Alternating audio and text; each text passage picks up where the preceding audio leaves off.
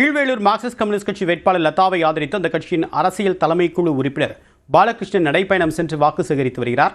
கூடுதல் தகவலுடன் நம்முடைய செய்தியாளர் பாலமுத்துமணி விவரம் என்ன? சட்டமன்ற தேர்தலுக்கான அந்த தேர்தல் பிரச்சாரம் என்பது இன்று மாலையுடன் நிறைவு பெறக்கூடிய சூழல்ல நாகை மாவட்டம் கீழ்வேளூர் சட்டமன்ற தனி தொகுதியில் போட்டியிடும் சிபிஎம் கட்சி வேட்பாளர் லதாவுக்கு ஆதரவாக அந்த பேரணி என்பது தற்பொழுது நடைபெற்று வருகிறது. தொடர்பான காட்சிகள் என பார்த்து வருகிறோம்.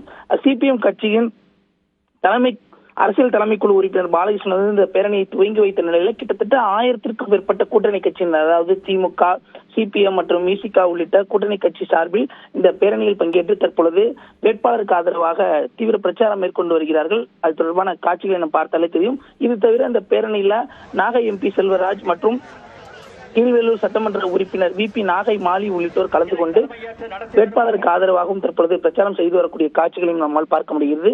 அதாவது கீழ்வேளூர் கடைத்தெருவில் துவங்கிய பேரணியானது அந்த 4 வீதிகள், பிரதான அஞ்சுவட்டத்தம் கோயிலில் உள்ள 4 வீதிகளை சுற்றி மீண்டும் வட்டார வளர்ச்சி அலுவலகம் முன்பாக நிறைவேறுகிறது. அது மட்டுமின்றி குறிப்பாக இந்த பேரணியில் பங்கேற்ற அனைவரும் அந்த ஒருமித்த குரலோடு அறுவாள் சுத்திய நட்சத்திர சின்னத்திற்கு தங்களுடைய வாக்குகளை பதிவு செய்யுமாறும் தற்பொழுது அந்த பிரச்சாரம் மேற்கொள்ளப்பட்டு வருகிறது. பலவேல் விரிவான தகவலுக்கு நன்றி பாலமுத்துமணி.